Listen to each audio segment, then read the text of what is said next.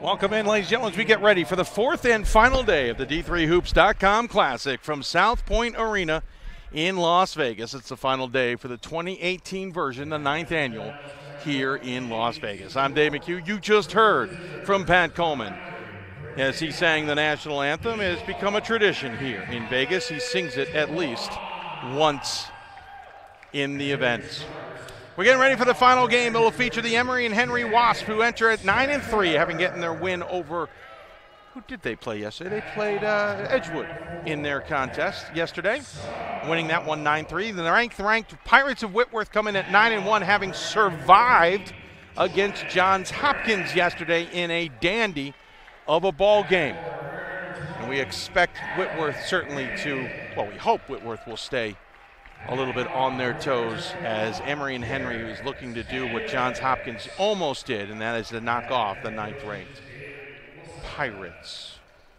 Is that yours, sir? Is Pat Do you have a second one? Joins me? I do. All right, good. We can both talk about Emory and Henry today. There we go. As we get ready for, let's take a look at the starting lineups for this one for Emory and Henry. They will start with number 3, Daniel Spencer, the 6'2" junior guard from Concord, North Carolina, who's also the team's leading scorer at 18.4 points a game coming in to the weekend.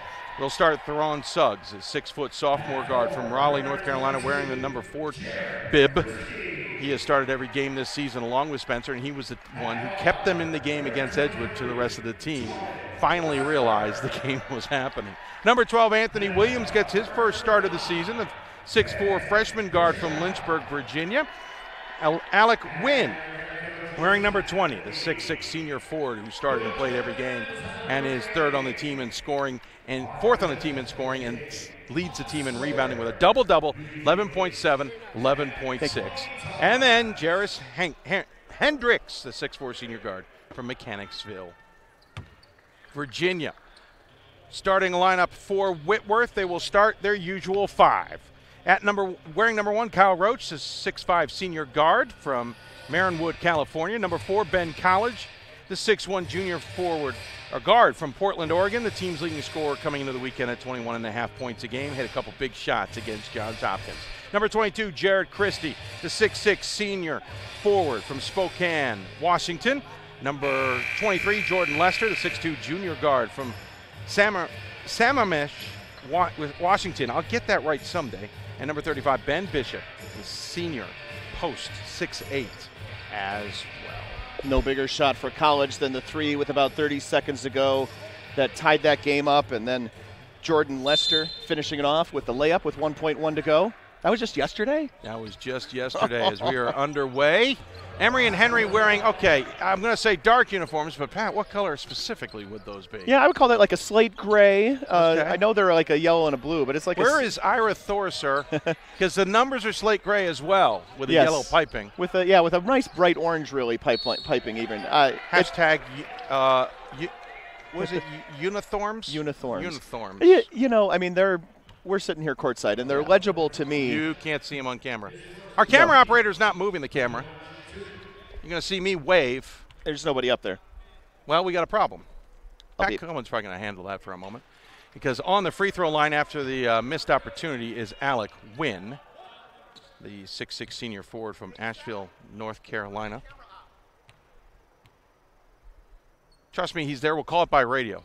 Wynn missed the first, missed the second. Wynn coming into the weekend, averaging 61% from the free throw line. There they see him. They're crossing in front of you. Hey, you know what?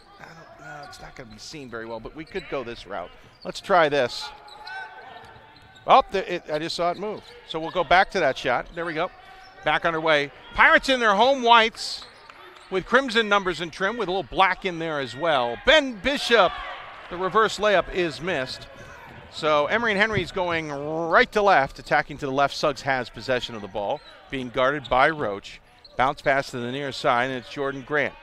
Now up top to Wynn. Wynn is going to step in on Bishop, try to drive in, put it off glass. High, does not get it. Rebound collected by Lester, and we're coming back the other direction. Lester ahead to College, goes reverse layup with a Euro step, and it falls. We got our first points of the ball game here with a 2-0 lead for the Pirates.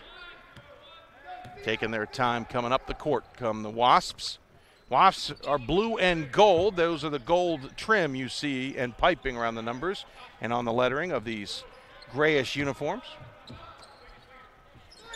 Wasps part of the ODAC conference, 2-2 in ODAC play so far this season. It's down to 7 on the shot clock. Three-pointer up and no good from Daniel Spencer. We should point out, by the way, Colin Molden not playing. He's the team's leading assist and turnovers in that category. 2 guys with the same turnovers numbers. As a feed inside and Bishop hits that shot, and it's a 4-0 lead here for the Pirates in what is a slower tempo game already for Whitworth, who's in a 1-3-1, somewhat. That's it's a matchup zone is what we're seeing. It started as a 1-3-1 and now in a matchup type zone. Bounce pass inside, nice feed to Wynn. Wynn tries to go over. Bishop cannot. Bishop tips it. Gets out to Hendricks, who controls it in a new shot clock as Suggs has possession. Did you run the camera there for a short bit? Was that you? Yeah, that was me. Well done. I even tried to pull out the test cam as Suggs hits the jumper for a 4-2 deficit. Sally Gordon running the camera right now. Oh, very good. You see I tighten it up a little bit too? Yeah, tighten it in I appreciate just a smidge. that. That's the one thing I decided not to fight this trip. I figured as long as I had control of the camera for 2 possessions, I would fix that. I appreciate it. Three-pointer in the corner, good for Lester. And again, mentioning this is a slower pace already as they show a bit of a 1-3-1 into a matchup zone for the Pirates, as they did not have this pace against the Blue Jays yesterday. Well, I think if you saw Emory and Henry play the first 30 minutes of their game the other day, that was also yesterday, right? Yes. You might zone them up too. I agree with you. Long rebound comes to Grant. Grant will back it out to Suggs. Suggs was the team's only offense for a long chunk of yesterday as he hits another jump shot, and so far he's the only offense to start this one as he scored the first 4 points of the contest. Wasps again in the ODAC. They're 2-2. They were the surprise, you could say, of the ODAC last year. Did not win the ODAC, but earned their way into the NCAA tournament after having a stellar season at 22-7. Oh, nice screen. Nice feed at the top. That's another tray. Ha. Jordan Lester, just a great screen left of the circle. College finds himself wide open, and it's a heck of a lot easier when you don't have the defender on you. That is the truth. I mean, that's my understanding. That's the only time I make shots. How I'm told it works best, at least when I was playing. Baseline drive, Suggs kick out. Almost literally Speaking a kick out. about Suggs, while I'm trying to at least see what the score is in the Ravens game, and I don't even actually have a clue right now, to be honest with you. Right. But Suggs is reminding me I got to look it up. Bad pass there from Lester, quicking up ahead. Suggs, the drive off glass and gets it to fall and cuts the deficit to 4. 10-6 the lead for the Pirates. The Ravens lead the Browns 26-17 with 5:57 to go. All right. My Bears, I'm sorry, sir. I know they're beating your Vikings, but they're playing well. Now I'm having a good day. Just didn't put any money on them at the sport book. And Philadelphia beat Washington, so now as a Vikings fan, we need 14 points here in the final 3:43 to stay alive. Josh Leffler just turned into a big Bears fan as well. I was talking to him yesterday from the Blue Jays head coaching staff. Timeout called. It'll be 30. It'll be a 30. Yep, and we'll stay at 30. So a timeout there by a little play from our colleague up there on the cameras. Emory and Henry again, 22-7 last year, 11-5 in the ODAC. They were 7-2 at home, 10-4 on the road, and 5-1 in neutral games. Of course, a lot of those games 3 of those games, I believe, coming in the NCAA or in the ODAC tournament. And by the way, I was mistaken. They did win the ODAC title. Now that I think about it, because they won it at Salem. They defeated Roanoke in that game because that ended Roanoke's 11-game winning streak coming in to that title game, and that's how they earned their trip into the NCAA tournament. Whitworth, in the meantime, last year 24-4, 14-4 in the Northwest Conference. They were 14-2 at home, 8-1 on the road last season, 2-1 in neutral games. Unfortunately, 2 years in a row, they have made the NCAA tournament and had a team named Claremont Mudd Scripps show them the exit door in the first round. You're right, they won 72-70 in the ODAC title game, then lost to F&M 73-59 in a neutral site game at Christopher Newport in the first round. That game was actually pretty good until late when F&M finally pulled away. Missed opportunity. We'll come back the other direction. It's 10-6 the lead for the 9th-ranked Pirates. Have you mentioned this is the 18th game? 18th, and let me emphasize this, final game of the 2018 D3Hoops.com Classic. Finally. It is a finale. That too. It is coming to an end. The curtain will fall. 5 seconds on the shot clock. That's going to be a traveling foul. Oh, no. A foul will be called. I saw one go to indicate travel. They're going to call Lester for the foul instead. Yeah, your tightness was lost. I saw that. It's all right. The coaches prefer it this way, I understand. No, they don't. No. Your shot was fine for the coaches. I thought so too, but you know. I work with this medium. I know. It was perfectly fine for the coaches. I agree. Coaches like what they like, well, regardless of what we tell them. Production notes. Into the game for Emory Henry is Dylan Felty, the hero last night, 6'1" sophomore guard from Bristol, Virginia. Hit 3 straight threes to wake up the Wasps in the second half. And a little layup there inside on the up and under by Jordan Grant, and he's going to get the call, go to the line. Yeah, Roach didn't like the call, but as we've known, Roach, there's a lot of calls Roach doesn't like. Going to the line will be Grant. He'll shoot 2. His 3 fouls have been called on the Pirates. They have forced the issue in this game against this zone defense. Yeah. I forgot to make sure the stream was actually properly working. I know I got the alerts telling me it was. There's always the backup plan. If you're watching, thank you for joining us. Let us know where you might be watching us. 121 are watching us, so it must be working. Yeah, it's okay. working then. Just perfectly fine. Missed both. Stay at 10-6. College brings the ball up, hands it to Roach. Roach being guarded by Suggs. Around the screen again to College. College from the elbow, fadeaway, puts it up, no good. Rebound ripped down by Wynn. And we're obviously coming the other direction. Wynn hands it off to Anthony Williams, who got his first career start today, puts it off glass. That one does not fall. And the Wasps are doing the same thing they did last game, and that is start very slow.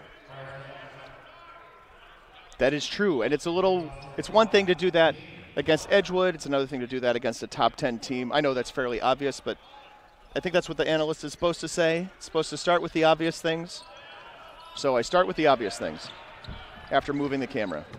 Oh, there you go. Quickly up ahead. Foul call, and the basket will count for College. University. I've resisted the urge. Mr. Thor. Hey now. You may have heard on the broadcast, but never mind. College 95.5% free throw shooter coming into the weekend. Makes that one. Ups the lead to 7, 13-6. So the little 2-2-1 full court press here. I tried to press it. There it goes. I know. It didn't. I was just. Yeah, no, that happens once in a while. Annoying. I was doing it quietly. You didn't have to say anything. No, my brain is off, Pat. It's been off since I arrived. Nice feed inside to win for the 2 points from Suggs. And Suggs has now contributed to almost all the points, whether it's via scoring or feeds. That was a nice feed. I like the way Suggs has played here this weekend. Enjoyable to watch. That is nice, and it's not just almost all, it's exactly all. 6 points, 1 assist. There's my. I wasn't sure about that third basket. Kick out, and that's going to be a player control foul. Suggs was hanging out having a cup of coffee when Jared Christie made his presence known, and that's frowned upon. Frowned upon not only at this establishment, but other fine basketball hosting facilities everywhere. But by all basketball facilities nationwide. Actually, internationally, too. Christie's foul his first. Ben Bishop has 2 right now for the Pirates. Spencer returns to the game, as does Hendricks. Also coming into the game for the first time comes Jake Martin, the 6'2" freshman guard out of Wyethville, Virginia. I don't know where Wyethville, Virginia is exactly. I have a gut feeling it's in the Shenandoah or Blue Ridge Mountains, but that's just based on the uniqueness of the name. Well, and the fact that they go to Emory and Henry, that doesn't hurt. Yep. Kevin Crosno, by the way, into the game, the 6'6" senior forward from Martinez, California for the Pirates. Suggs, long on the jumper. Roach keeps it alive. Lester picks up the ball, coming in transition. Crosno, 3, why don't you? Sure. Yeah, why not? He didn't play much in the second half due to foul trouble against the Blue Jays, and I think the Pirates could have used him. He just showed you why. Do you want to know that that Whiteville is about midway between Blacksburg and Bristol on on 81? Okay, great. So southwest of Roanoke. Rebound and shot missed by Spencer. Should point out Whitworth is a three-point shooting team that is about 40% coming into the weekend. They certainly didn't hurt that number yesterday. Didn't do wonderfully, but they didn't hurt it. They allowed 35%, whereas Emory Henry's a 33% outside shooting team, 32% defensively allowed, as Spencer hits the first one. And Whitworth averages about 10 made threes a game. They were held to half of that last night, but of course still came away with the win. They just didn't manage to score 99 points. Right. Isaiah Hernandez, by the way, the 6'1" sophomore guard from Spokane by way of Montana's Carroll College into the game. I was talking with Matt Logie after the game, and he said about that stretch of 100-point games capped off by the 143 points against Concordia Chicago right before the break. He said, yeah, we basically ran into a set of opponents that really liked to run with the ball, and we ran with them. Well, that's a good sign for the future, to be honest with you. I think with Claremont Mudd Scripps, they weren't willing to run as much. Nice. Look at that. Open there's shot. A nice look for Roach. And a foul on the rebound is going to go against Emory and Henry, it appears. It's rare. Thought it was away from the... Withleville, not Wyethville. Fascinating. Wyethville? Pronounced like Whiffle, so Withville. I like that even better. It's easy for you to say. It is easy for me to say. About the pace of game, too, a reminder you, Joe, that by the way. That Whitman, of course, is pace of game to the hilt. And there's a count ball. The three and going to the line for a 4-point play. Has got hip checked on the return to earth. Did Krosno. Krosno with a couple of nice quick baskets here, and there will be a timeout here before the foul shot. About the pace of game thing. I know this is a full timeout, but we can talk about this for a minute, why I think. not? You know, you've got now Whitman, who's been running as long as Bridgeland has been there. That's Bridgeland's thing. He's been doing it for a while. He did it back at Puget Sound, and Puget Sound has run without him on occasion as well. Lewis and Clark's coach moved to Pacific, and now Pacific is running it up and down the floor. So there's going to be a lot of opportunities to run and play that pace of game in Northwest Conference play. Yeah, and so that's going to be helpful for them. They're not going to run necessarily.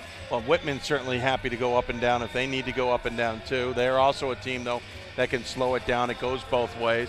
So, yeah, the fact that they were able to go up and down with Hopkins yesterday, by the way, that's also a good sign for Hopkins to go up and down.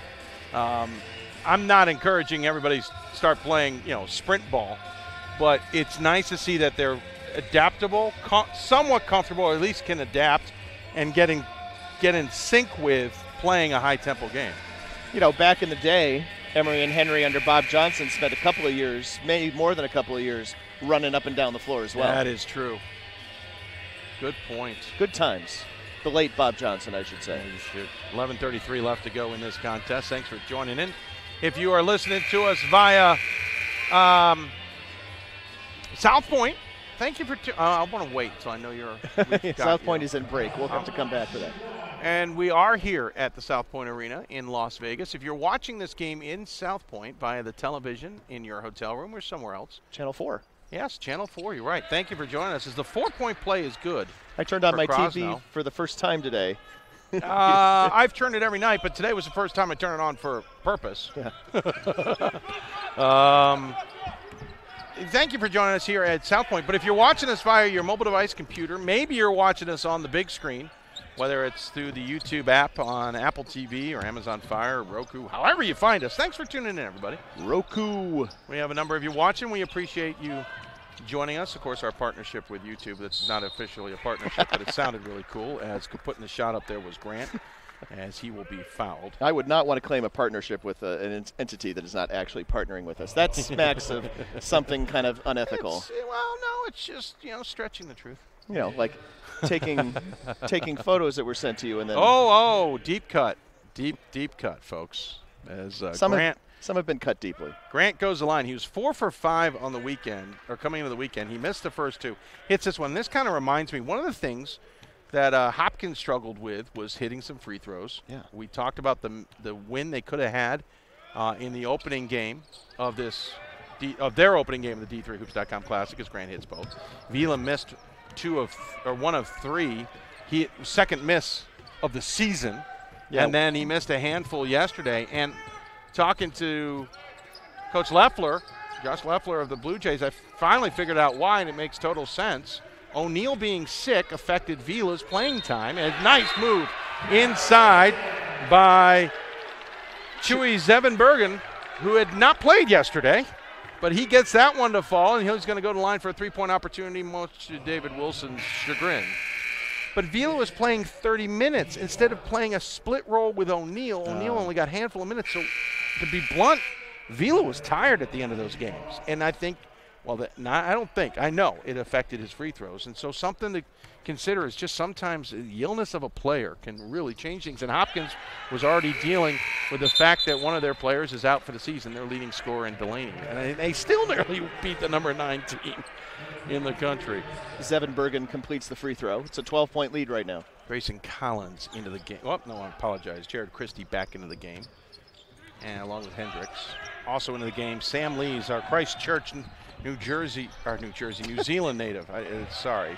Where it's 1:24 in the afternoon on Monday. It's New Year's Eve in New Traveling Zealand. violation on Hendricks as he tried to go around the defender, and it's not allowed either. The ball's going to drop in New Zealand in about 10 and a half hours. That's true. The ball did not drop there for the Pirates legally. How have we? We've not used that before here in 9 years. How have we not used that reference? Drive, and yep, defender was there. You don't have to be locked, stocked, and in, but Hendricks rolled over the defender anyway, and so a player control foul will be the team's 5th. And we should point out Emory Henry Ian H is at least going to be hitting the free throw line with the next foul by Whitworth. Checking out of the game goes Krosno. Returning to the game is Roach. 23-11, Whitworth the lead with 10:07 remaining here in the final game of the 9th annual D3Hoops.com Classic in Las Vegas. And that's going to be an offensive foul for the same reason we just discussed on the other end. Anthony Williams, Lees driving into the defender. He tried to claim outside the arc. The official felt otherwise. And I don't know if Matt Logie's arguing it or not. Hard to tell. Fairly stoic. We should say there are openings still available for the 10th annual D3Hoops.com Classic here in Las Vegas. I encourage as many as 20 teams to show up, but I am actually kidding. No, 18 is fine. Yep, 18 is fine. We have had 20. We're perfectly fine with 18. Yep. If it's 20, we're going to need to get a few extra broadcasters. 3 in the corner is good from Spencer as the Wasps trying to show a little bit of energy here against the Pirates. Lester with a drive, tries to go backwards on the layup. It does not fall. Going the other direction, and that doesn't fall either. And that rebound is not going to go well. Something must be going wrong. Oh, no. I see tweets that don't make me feel comfortable. About your football thing? Yeah, it got a little closer, but you're calling the game. 9:20 remaining as out of the game goes Lees and into the game returns College. Yeah, it's a $1:49 to go in Baltimore, and you don't have the ball. But you lead by 2, so that's cool. No. 9:15 remaining. Do you need to win by more than 2? Means he can win with a free throw, Mr. Coleman. A free throw? College, field goal. I was thinking free throw. See how that works? College hits the 3 at the top of the key. 26-14. Whitworth the lead here with 9 minutes remaining in the first half. Grant brings it across the timeline. He's out there with Suggs, Williams, Andrew Davis, who's into the game. Give me a moment there, and Daniel Spencer. As driving the lane goes Williams, loses the ball, tries to save it, goes out of bounds. Andrew Davis into the game, the 6'7" senior forward from Wake Forest, North Carolina, gives us a moment to say, happy birthday, Mr. Davis. It is his birthday. Timeout called by the Pirates. I'm not singing again. I already sang It's today. a full timeout. We'll take a break. You're watching the D3Hoops.com Classic from Las Vegas. Back with more after this. Receive a non-athletic scholarship upon entering school. I got the presidential scholarship, which was huge for me. I think there's more opportunities for academic scholarships in Division III. I did receive academic scholarships. Just being involved on campus, being a leader, all those things combined kind of get me recognized. It's a great experience for me.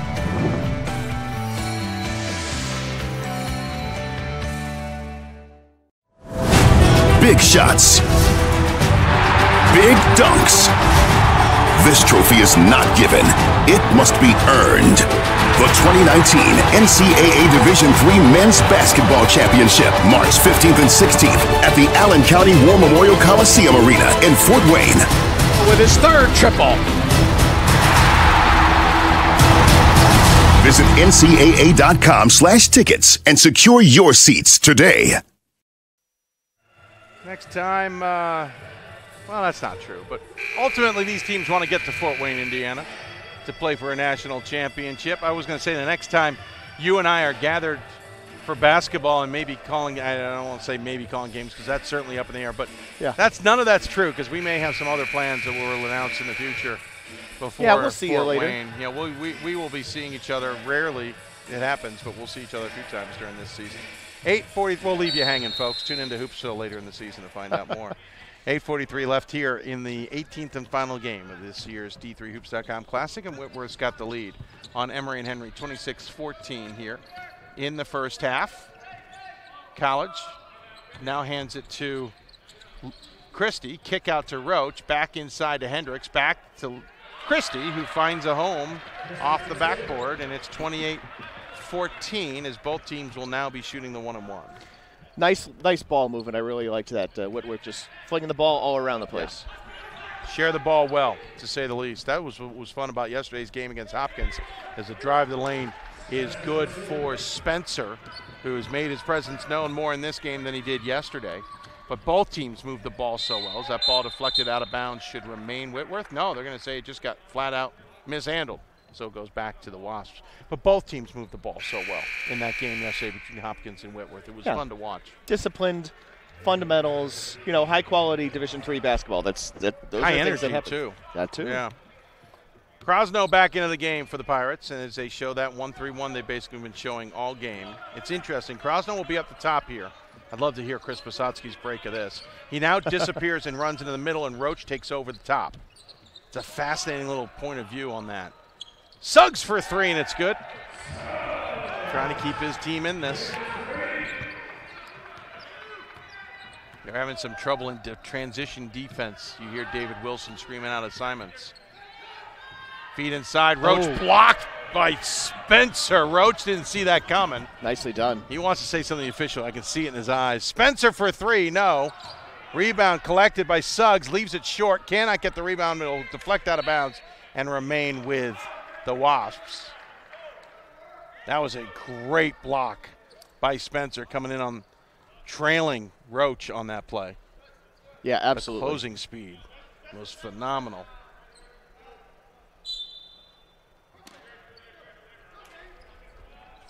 I'm Dave McHugh alongside Pat Coleman. Hope you're enjoying this contest. I hope you enjoyed the entire D3Hoops.com Classic.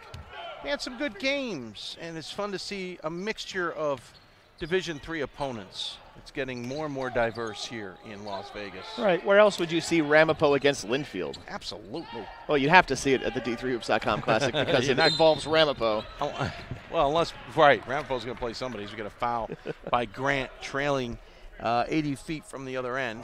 I just think all the teams Ramapo has played here. Oh, my Lord. They've played Whitworth, Ripon. They've played Wesley and Ursinus, North Central, Hiram, Carroll, Bridgewater State. That's 2014. We don't talk about that. Skidmore, St. Vincent, Salisbury, Gustavus Adolphus, Ohio Wesleyan, and Central. We've managed to 14. not repeat them. Yeah. I thought we had a repeat this year. For them? Yeah. I thought I thought one of their opponents was a repeat this year. You might be Well, right. this year they played Linfield and Husson, so they hadn't played them at our tournament anyway.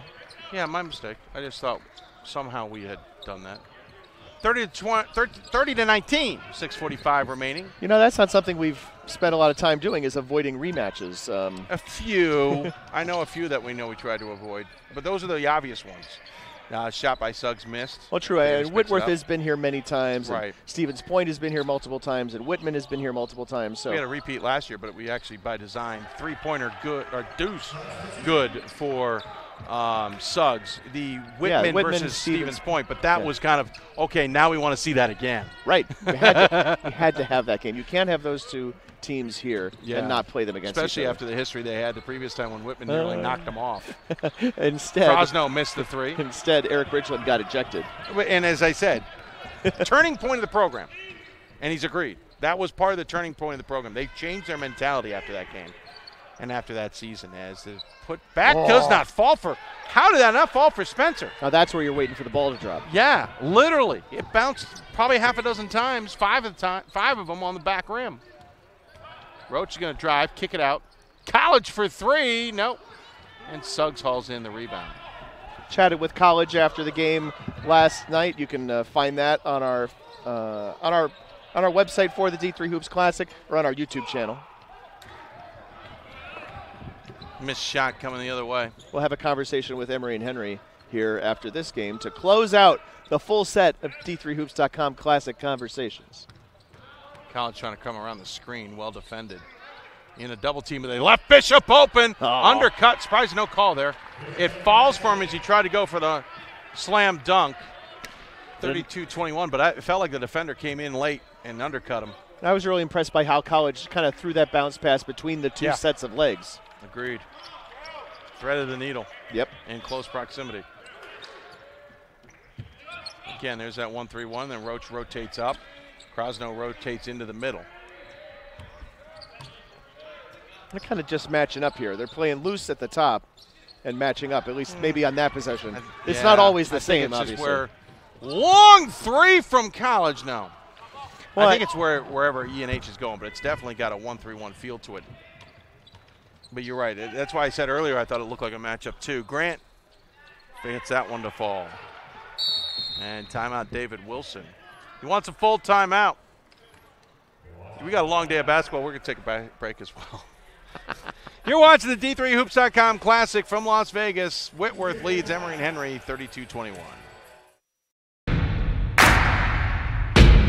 It starts right when you hit the court. You imagine your finest moment. The game-winning shot that gets you to the dance. A monster dunk or no-look pass. And cutting down the net. Sports lets us dream of our own success and prepare us for our finest moments on and off the court.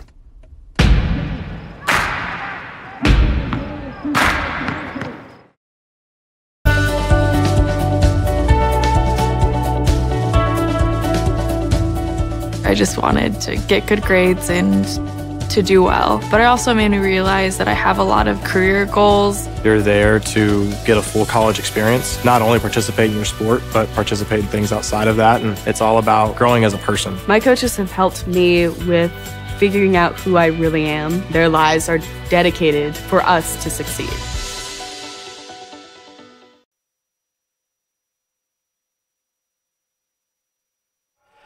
Welcome back to the D3Hoops.com Classic in Las Vegas. It's the final day of the 2018 version. I'm Dave McHugh alongside Pat Coleman. Thanks for taking the time to join us. The 9th-ranked Pirates lead the Wasps of Emory and Henry by 11 points with 4:15 remaining here in the first half.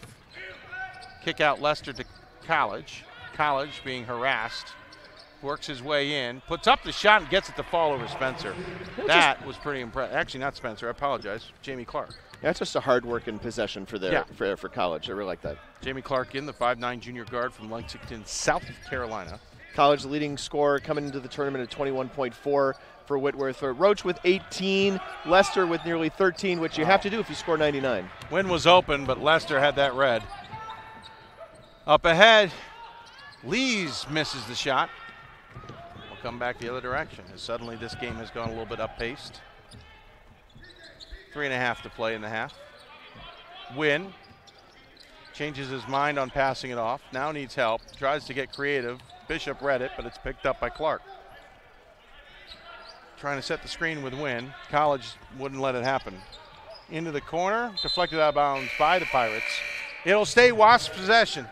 And into the game comes Zevenbergen. Ball corralled by tournament director Brett Seymour. Nice. Good job for him. Hernandez also into the game for the Pirates. Well, they're shorthanded over there. I think Sally is still running the camera. I believe she is. I believe their volunteer, whoever they had, intern or whoever, is not here. I know an official who could easily do it. I could text her if you'd like. 34-23, kick into the corner on the wing. 3 at the buzzer for the shot clock is good. That's good. I mean, that's also important, not just beating the buzzer, but getting it back into single digits. Now, if they can build on that with a defensive stop, then we're talking about something here still in the first half. Somehow missing 2 points off Emory Henry. Nice no-look pass. 34-26, Hernandez for 3. Off the front iron, no good. Lees skies for the rebound, gets it outside. Lester, no look to Roach. Roach drive, kick out. Lees changes his mind, comes in, kick out to Hernandez, doesn't shoot. 20 on the shot clock. Lees' long jumper is good. It's back to a 10-point lead. We didn't get to see much of Lees yesterday, and he's gotten a little bit more action and more involved in the action here today, and I really like what I'm seeing. Struggled against the Pirates, or against the Blue Jays a little bit. Sure, that can happen. Definitely a little bit more of the matchup zone look now. Because you can see it much more matchup styled. Kick out, 3 on the way. No good for Davis. Rebound collected by Spencer. He skipped it to the far side, and the three-pointer missed by Felty. I liked the thought, though. Roach drives in, avoids the defender, despite him falling. Lester, 3, no good. Hernandez gets plowed into trying to get the rebound. Ball is loose, and that will be a tie-up. Well, they always tell you to go to the floor, and Alec Wynn was the third person to finally get to the floor in that little tie-up there. And I think if he had gone for the ball, gotten on the floor and gotten the ball right away, it would be Emory Henry basketball. 1:51 left to go in the half. 36-26 Pirates the lead. Inbounding to the Christie, who's checked into the game. Hernandez now has it. Lees, Roach, Christie, Lester, and Hernandez on the floor for the Pirates. 20 seconds remaining on the shot clock. Lester works his way in off glass and gets it to fall. 38-26 now the lead with 90 seconds remaining in the half. Yep, back-to-back buckets makes it a little harder to keep it single digits going to the half. Felty gets double teamed, gets it to Suggs over to Grant. You got Wynn out there as well, along with Davis. Davis, baby hook. No, cannot get it to fall. Wynn gets that one to fall. Nice job. Wynn sticks with it. There's a bunch of traffic in around him, but he keeps his head about him and just finishes.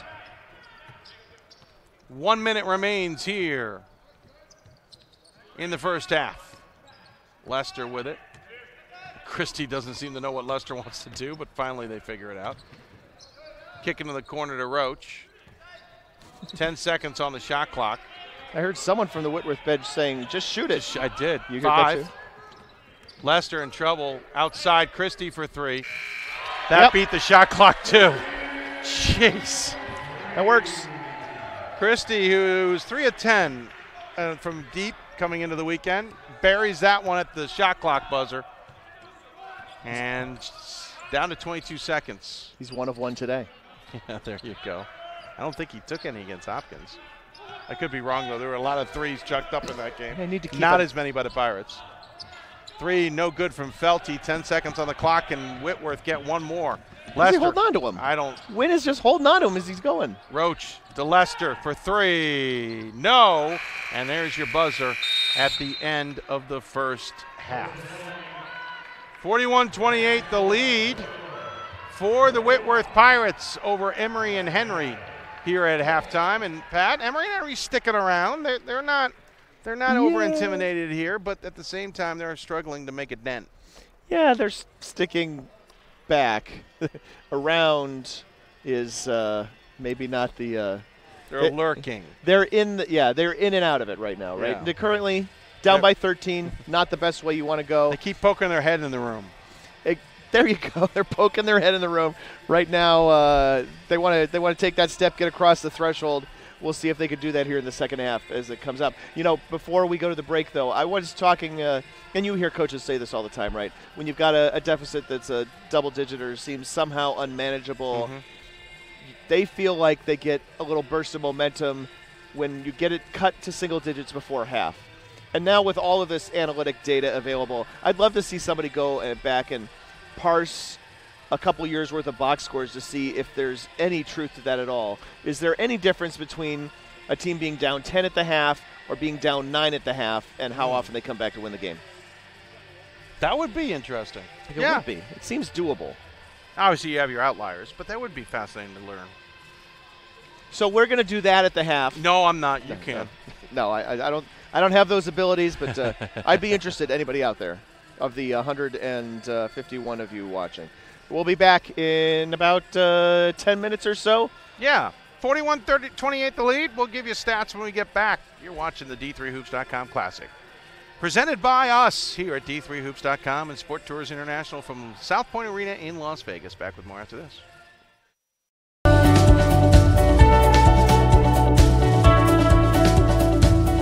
I just wanted to get good grades and to do well. But it also made me realize that I have a lot of career goals. You're there to get a full college experience, not only participate in your sport, but participate in things outside of that. And it's all about growing as a person. My coaches have helped me with figuring out who I really am. Their lives are dedicated for us to succeed.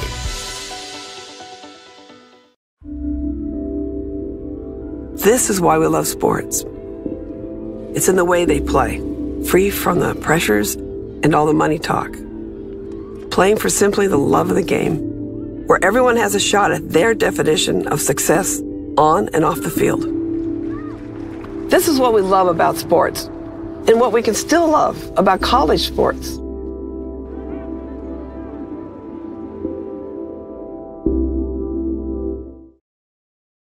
My name is Marcus Walker. I was All-State, won a state championship, a high school All-American, and played college and pro ball. I played because I love the game. I grind to be the best. I sweat because I put in work. I'm strong because I believe. When I want to bring it before game time, I come to the house that college basketball built, the CBE. No matter your skill, take it to another level. Elevate your game right here at the College Basketball Experience at Sprint Center. Big shots. Teamwork. This trophy is not given. It must be earned. The 2019 NCAA Division III Women's Basketball Championship, March 15th and 16th at the Krager Center in Salem. Bounces right back with a triple. Great job here. And that'll do it! Visit ncaa.com/tickets and get your tickets today.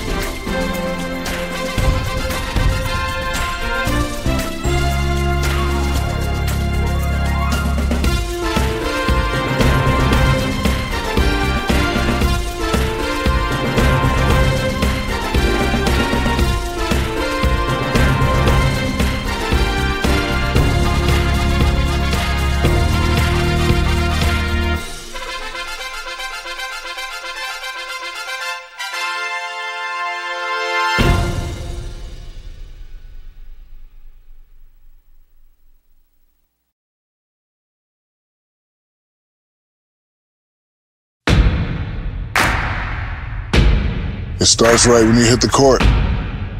You imagine your finest moment. The game-winning shot that gets you to the dance. A monster dunk or no-look pass, and cutting down the net. Sports lets us dream of our own success and prepare us for our finest moments on and off the court.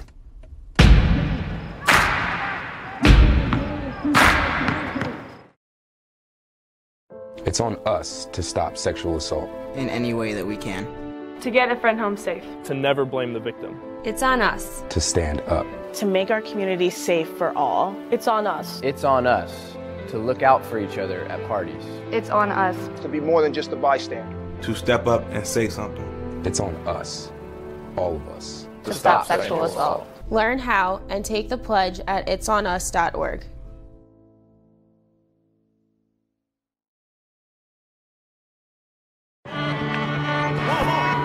I coined my definition of success in 1934. My definition of success is peace of mind attained only through self-satisfaction in knowing you made the effort to do the best of which you're capable. It's like reputation and character. Reputation is what others perceive you to be. Character is what you are.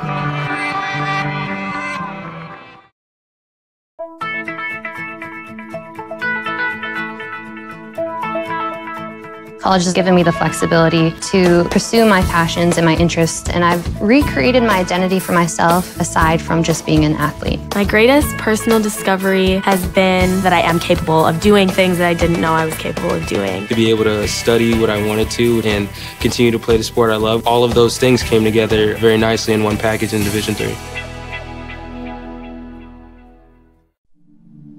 I used to never really talk. Ever. I was afraid if I said something wrong, everyone would laugh at me. But then I started to play golf with Special Olympics. It helped me to find my voice. And now everyone else is speechless. Big shots.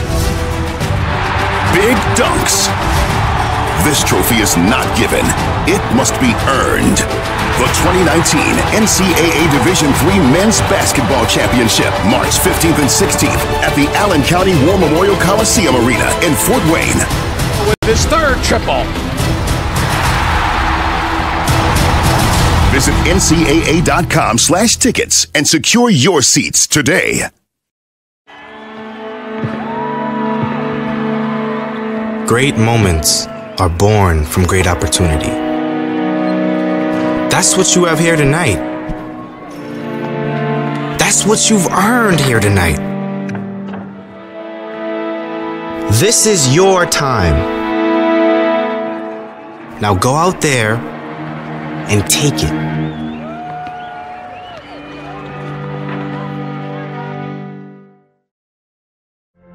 Football has taught me a lot throughout my life.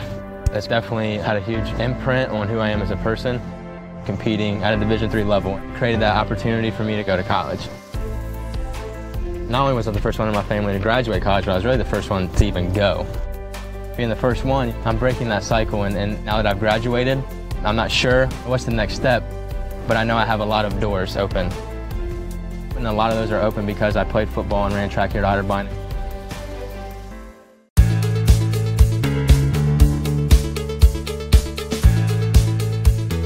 Being a part of the different activities and organizations that I've been a part of, I'm actually able to see myself where I'm like, hey, I actually can make a change. I'm one person that can make a difference. Division III has helped me to develop teamwork skills, critical thinking skills, time management skills. It's not just about basketball, or it's not just about school, it's about developing yourself as a person altogether.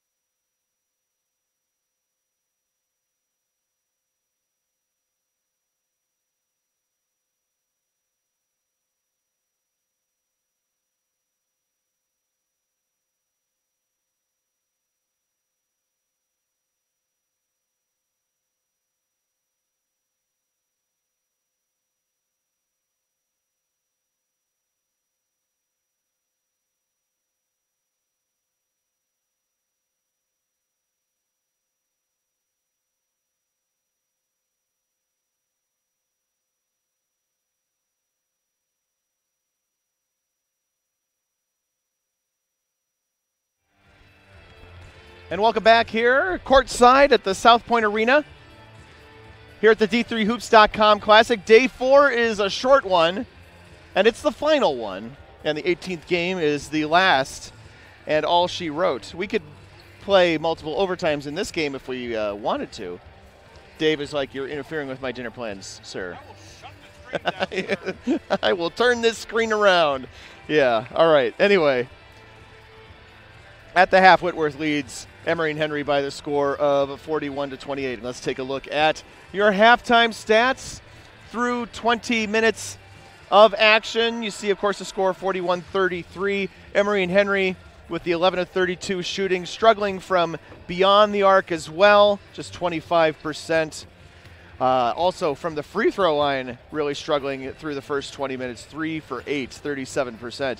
Whitworth shooting pretty well. Yeah, 54% is more than pretty well. 46.2% that is from beyond the arc. And the rebounding is in Emory and Henry's favor. A lot of those offensive rebounds off their own misses, but they lead 20-16 in that regard. The 5 turnovers each way. Emory and Henry with the 6 assists on their 11 made baskets. Whitworth with the 11 on their 15. Foul trouble. Jarris Hendricks for Emory and Henry with 3. Alec Wynn with 2. Ben Bishop with 2 for Whitworth. And a handful of players with 1 apiece. Whitworth, if you're keeping track of points off the bench, leading the way, they have 12.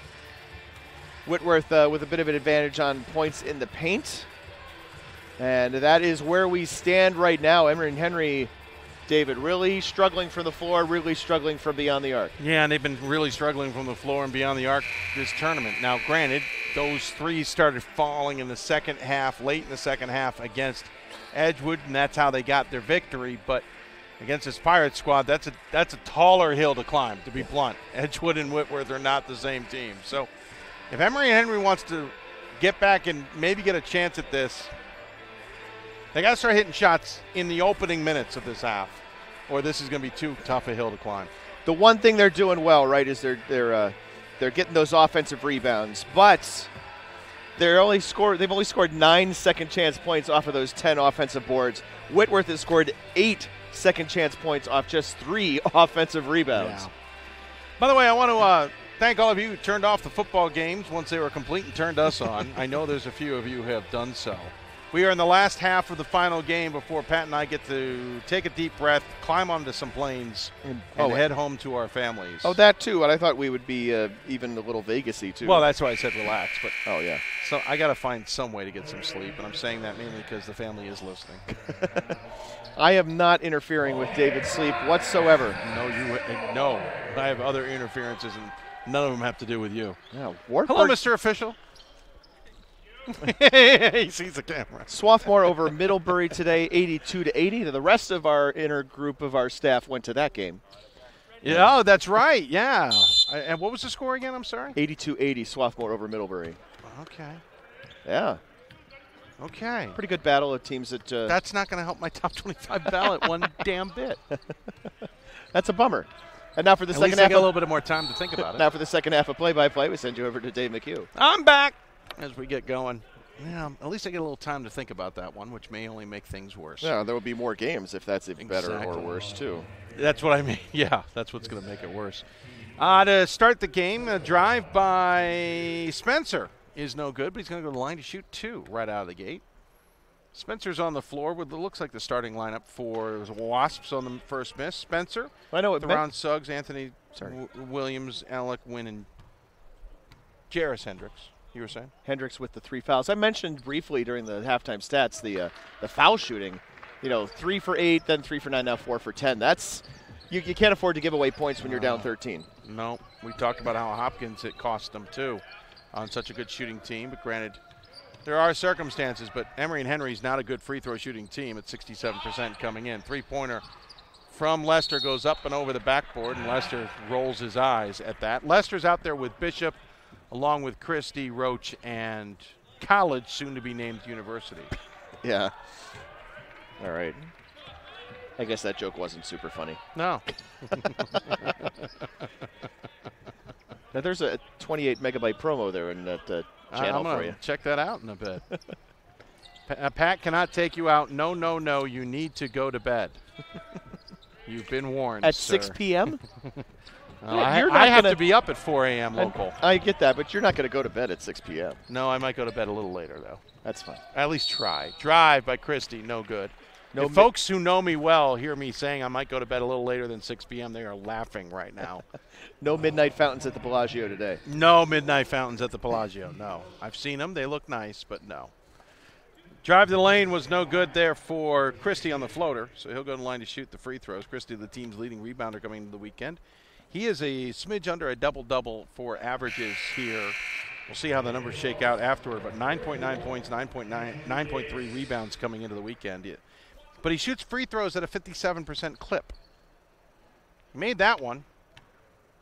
I'm just startled by that number because he's got a nice release to his shot. Yeah, I wonder if, maybe start the season in a slump and it takes a little while to work that off, Yeah, that's true. That's a good point. It's like a reliever who blows a... Win the slam dunk on a beautiful feed from Suggs. High percentage shots will work. You don't need an offensive rebound for that. That thing's going to shake for a while.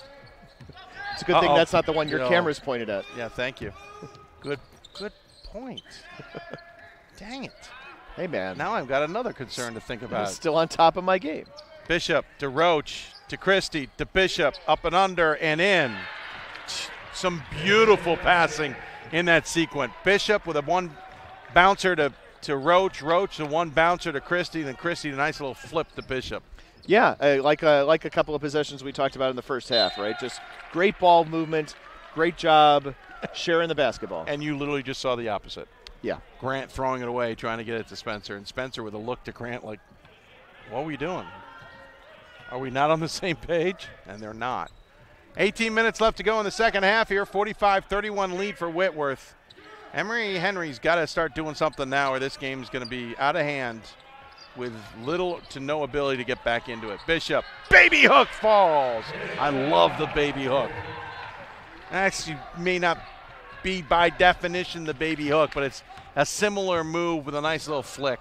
I'm actually no good at that either, so. I know the baby hook. I just may have given him too much credit. I think Bishop got the block on that one. Christie picks up the rebound coming the other direction. Roach calls for it to go to College. He gets it and gives it to College. College for three, nothing but the bottom of the net. And it's 50-31, and David Wilson has seen enough. And everybody excited on the Whitworth side. Whitworth with, again, that fan base that they had here the other night. Making some noise. Also here in the building, Linfield. Linfield here in the building watching as things progress here, scouting their conference opponent. Did Whitworth call a timeout in the first half? Oh, I don't know. There's not a use it or lose it, right? No. Yeah. So, I was looking at the game by game on Jared Christie. He's had some clunkers for sure from the foul line. In the exhibition, so that doesn't count against his stats. Against Montana, he was 4 for 9, and then 1 for 5 to open this season against St. Olaf. And then he made 7 of his next 8, and then he made 2 of his next 7, and then 2 for 3, 4 for 5, and 2 for 2 since then. So streaky. That would be streaky for those of you scoring at home. That's the definition of streaky, to be sure. 17:25 left. I've got Whitworth for a full collection of timeouts remaining. We will double check that. Our score. Oh, you know what would screen says otherwise. I wonder if the play-by-play would say that. They've got it right for Emory and Henry with 3 because I got them for 3. We'll double check it. I may have missed one. Yeah, I'll give you that, but not 2. It says that Whitworth took a timeout at 8:44. Okay, so that's 1. That's 1. And a 30 at 15:12. Okay, so I apparently missed a couple. And I now can apologize to everybody out there. The timeouts are correct, and we have corrected them on our screen. 17:50. Folks, it's just been somewhat of a problem. Well, and you can see where we're sitting. Yes, Dave, raise your hand. No, there I am. Here's where we sit, and then directly opposite us is where they direct all the actual important information to, like fouls, timeouts, that sort of thing. So it's hard to sometimes keep track. Yeah. Drive to the lane and goes around the world a few times for Spencer, and Emory and Henry's come out with a little bit of urgency, which they need. Down 17, 50-33 here. College. Hands off to Bishop, back to College. College will play keep away with Bishop, or peekaboo, I should say. Or keep away from it. No. Yeah. Skip past to Roach. Roach finds himself open, so throws it up, and it falls. Maybe they're playing pickle? I think he was trying to get the defender behind Bishop and play peekaboo. And there's that 1-3-1 again. And if the defender were, like, say, 14 months old, the defender might never know that he existed. There's at least one person I know laughing at that at home. Oh, that's true. 16:08 remaining. That joke has an audience. Or rolling eyes. An audience of one. That's a 0.7%er for that one. 10 seconds on the shot clock. Grant from the elbow gets that one to fall. So Emory and Henry, again, poking their head in the window a few times here. They trail 52-35 here. But the Pirates are not feeling pressure. You can tell by Lester's dribbling style as he just went behind the back for absolutely no particular reason. Bishop spin, kick out, Lester, drive, kick out, Roach, drive. Kick out? Shot. Oh. He broke the routine. He should have kicked out. I should have. Kick inside, and Bishop with a semi-slam to finish it. I think Bishop left his feet a little too early and was on the down swing when he finally got his hands over the rim. It's all right. It's a nice little finish. You know, sometimes you go to D3 games and that's all you can. Yeah. That's all guys can do. The clock's slightly moving in the corner of your screen. Drifting. As the shot from Spencer is no good, and they are in retreat. Are the Wasps? I'll just get it out of the way right now. Pirates seem to have removed the stinger from this squad. Oh, that's going to be a push off on Roach. He does that. He has a penance for doing that. He's going to hold on to the ball. He's going to smirk about it. He has a penance for doing that, though. He backs a guy down and kind of extracurricular, though Matt Logie wants an explanation. Well, and every time Emory and Henry applies the stinger, it's like Whitworth has the EpiPen. They come back down and hit a shot. There you go. That's actually pretty good. All right. Better than anything Ira said yesterday. Yeah, I think we got ours out of the way, and Ira's coming up with about 100 of them while he's watching right now. Suggs, long shot falls. I love Suggs' play. I really do. I like how he's got a nice little release, tries to get his teammates involved. He's a good player. Oh, that's going to be a travel. Nice defense coming over by Spencer. If you didn't travel the first time, then after you stopped and took another step, you'd have to think, you're going to travel there. If he had immediately left his feet, he was fine. But it was the delay that forced him to drag his pivot foot, and it was because Spencer came flying in. And Bishop will get a break along with Lester. Hendricks into the contest along with Krosno. 14:30 left to go here in the second half. Whitworth in control, 54-37. Suggs. If you're watching this as an Emory and Henry fan. Got hit hard by Lester. Nice. Count it. Going to the line. If you're watching this game as an Emory and Henry fan, obviously it's a little disappointing, right? You're seeing your team kind of get run out the door, at least at the moment. That could always change. But I think in the Old Dominion Athletic Conference, I think that Emory and Henry is still going to be in contention for a top 4 spot and still going to be in line for a good seed. This game in the will conference help tournament. them tremendously in the ODAC. Yeah. And the game against Edgewood will help them too. But this game especially because they're taking on one of the best teams in the country. Right. And they have some good teams in the country in the ODAC, and Randolph-Macon. I think Roanoke will kind of reemerge a little bit. We might see Virginia Wesleyan reemerge as the jumper inside is good for Jared Christie. This is absolutely going to help them get into conference play with more, after 4 games. And Whitworth is underrated right now. Whitworth absolutely is. I'm surprised they're 9. I got them 3rd. Yeah, I don't think I have them 3, but I have them in the ballpark of 5 or something like that. That's fair. And my top 5 could be mixed around, to be honest with you. And I already did because I had them 2 and moved Augustana up to 2 in the final poll. I'm not the last poll. I'm not complaining about you having them 3. I think it's perfectly reasonable. Yep. But it does mean that this is, even though far side Krosno 3 off his shoelaces does not fall. So they're 9, and you look at Randolph-Macon, which has been as high as 15. That's where they entered the break. I think they're a little further apart than that is what I'm getting at. Yeah, and that's definitely where that gap in the 2 tiers are in Division III. The top tier is a little deeper than it's been in the past. Well, pinball there for a moment off Farady's chin. Less than 13. David Wilson asking what the defense is doing. Krosno has it in the corner. Gets Roach around the spin. Kick into the corner here. Three-pointer a little too long from Christie, who hit a nice one in the first half, but didn't come close that time. Spencer outside. Suggs from deep. Front iron, no good. Davis keeps it alive. Suggs gets it back, and he'll get mauled. And Roach doesn't like it, but he helped maul him. He absolutely helped maul him. He eventually ran into Krosno, and Roach has something to say to Suggs as he walks past.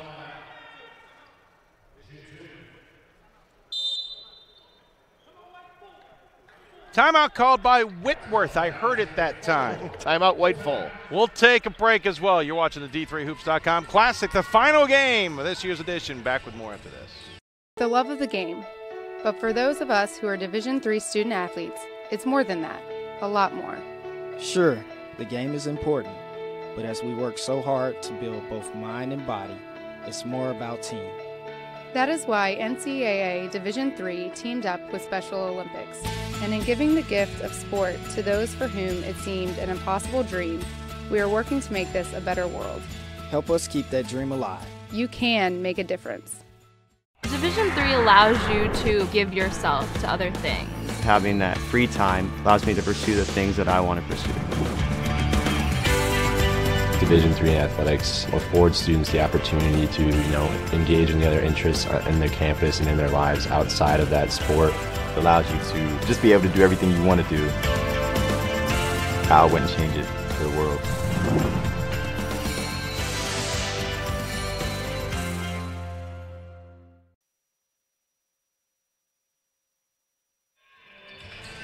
Welcome back. As there's a hint in the air from the music that the rodeo is coming to town soon. We are going to lose this arena to the equestrian events soon enough. Well, it doesn't smell nearly as equestrian as it did when we walked in here a few days ago. Welcome to the D3Hoops.com Classic, the final half of the final game. 12:28 remaining. Whitworth's got the 56-42 lead as Suggs misses the first free throw for the Wasps. 5 of 12 from the foul line now, Emory Henry. Suggs, who is normally the team's best shooter at 81.3%, sinks the second one. 56-43. Hernandez out there with Krosno, Bishop. Lee's back into the game, the New Zealand native, and College for the Pirates. Suggs with 17 points now to lead Emory Henry.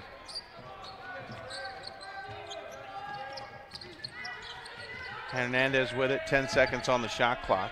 Over to Bishop. Bishop up top. College for 3, and he got clipped on the way by Clark. He might have been a little acting, but Clark also got a little too close. He got breathed on. I did see the contact. I just don't know. Yeah, it wasn't particularly, it wasn't particularly endemic to anything. 56-43, and for 3 shots coming here.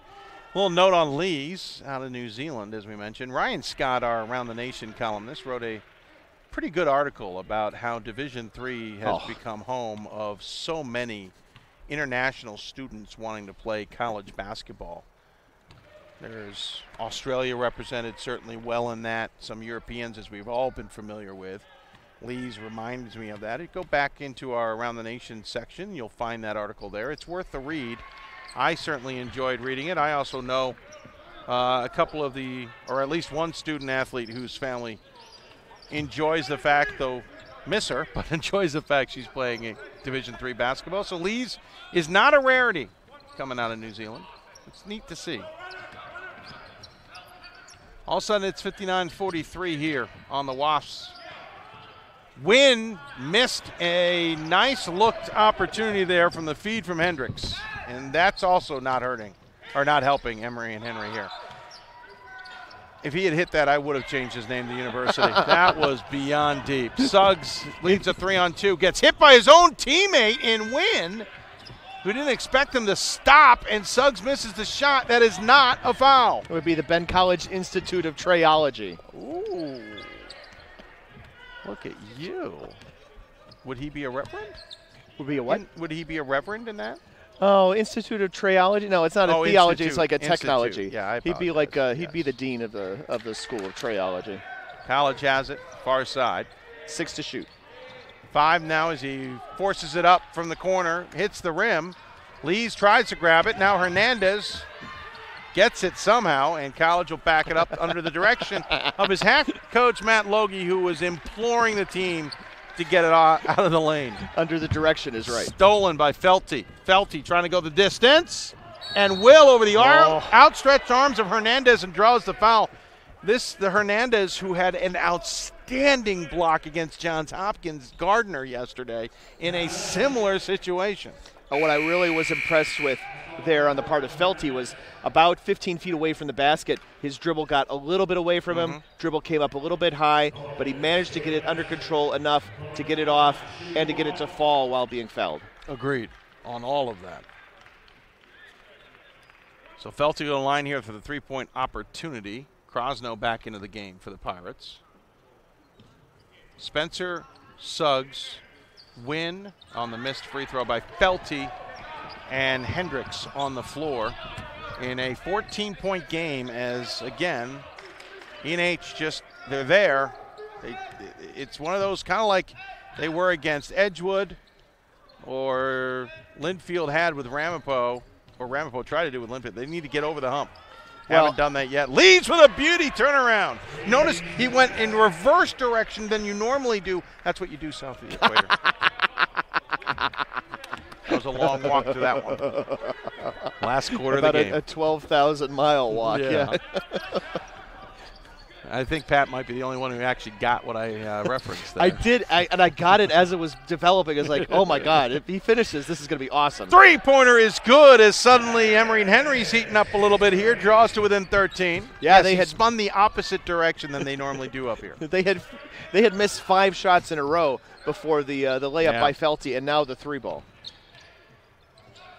Almost losing it there was Lester. Lester will bang into Suggs. Suggs will block that clean. And then I guess he fouled through into him, maybe? Yeah, I think so. It looked like he got it pretty good, but it's like, Suggs isn't arguing it. We'll put it that way. So I'll take Suggs' point of view on that. Well, or maybe not. Except he is. I disagree. He then just shook his head. So maybe he was arguing. He might have hit the ball so hard that it forced the ball back into contact with the body, which made it sound like a slap. That's possible. Lester missed the 3.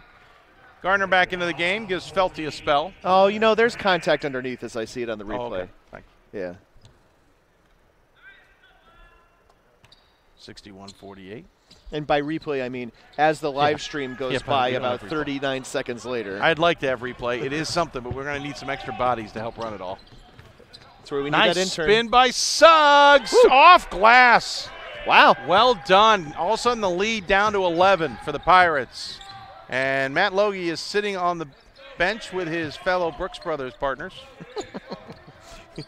His partners in coats, not partners in ties. Late whistle, but Wynn called for the foul here. Is it still with a no? They've got a 4-2 split now. 4 tie to 2 no tie. Yesterday it was a 3-3. As Jablowski, the assistant, has joined the tie club. What I really enjoyed this weekend off the floor was watching Logie and Johns Hopkins coach Josh Leffler interact before their game, after their game. Yeah, they played against each other in the Patriot League. I double-checked on that. It was the exhibition game. Okay. Lehigh versus Swarthmore every season. I gotcha. Okay. But they did play against each other, and they have fond memories, though. Apparently Leffler's friends remind him that Logie put up 30 every time they played. All right. Well, is he still the leading three-point shooter in Lehigh? He is. Right? Yeah. Made threes. Yes, he is. Yeah. But no, you're right. They're fast friends, and I think one of the reasons Leffler's out here is we talked him doing a nice 3 in the cheese. Wow. All of a sudden, this is a tie ball game with a chance to be single digits. He made a 3 on a foul. I thought you said a tie ball game with a chance to be single digits. I did. You said tight. Tight. Is what I tried to say. If it came out of tie, I was trying to say tight. I'm like, you're doing you got the tens digit thing again. No, I meant to say tight. If I said tie, then it just didn't get completed. I apologize. Now it's a 9-point ball game. But yeah, no, that was fun to see. They initially did not want to play each other, though apparently later said, no, that's probably the best game for both of us. And we had already agreed with that. We had already agreed. Best game for us. Lees goes back the same direction he likes. And it's now an 11-point game. So again, he spins to the right. Most players spin to the left. I got it. Just trying to drive it home. Which side of the road are you driving it home on? I'm hoping I'm driving on the right side, but he can drive the left if he'd like. 8:05 remaining. Drive in. He got a little too far to the baseline, did Spencer. Put up a really tough angled shot there. Good idea, just got too far. 7:52 remaining. Lester nearly lost it there. Matt Logie back to his feet. Near side. The other thing about Logie and Leffler is Krosno puts up a beauty of a shot from about 17 feet, and it's up to a 13-point lead. They both have similar coaching styles in the way they patrol the sideline, work the officials, use their vocal cords. Yeah. Both of them were rather hoarse last night. Player control foul called on Hendricks, who sprinted off the court temporarily in his frustration. That's his 5th personal foul with 7:23 remaining.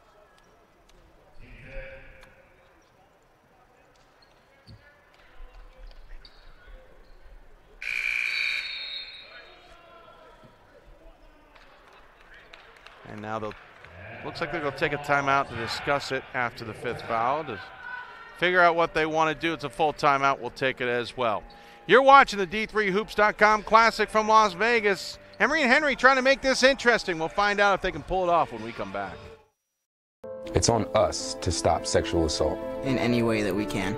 To get a friend home safe. To never blame the victim. It's on us. To stand up. To make our community safe for all. It's on us. It's on us to look out for each other at parties. It's on us. To be more than just a bystander. To step up and say something. It's on us. All of us. To stop sexual assault. Learn how and take the pledge at itsonus.org.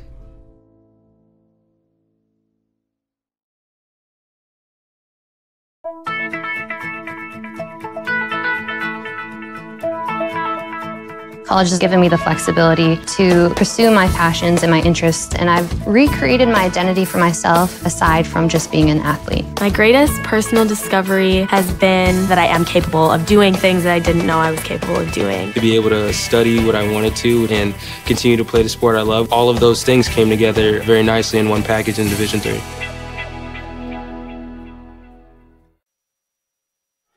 Welcome back. 7:23 left to go here in the second half as Emory Henry is starting to try and make this interesting against Whitworth. Pirates lead 67-54. It has been single digits just a moment ago. The Whitworth has hit a couple big shots. I'm Dave McHugh alongside Pat Coleman as we bring to a close the 2018 version of the Classic, the 9th annual of the Classic. Nice inside to Lester, and Lester hits it and back out to a 15-point lead. 16. Oh, yeah, I apologize. Missing a point there. 70-54. Suggs has it, near side. Hendricks is just fouled out of the game on a player control foul. So they're going to have to do it without him. Spencer leaves it short but tips it back in. 2 timeouts remaining for Whitworth. 3 for Emory and Henry.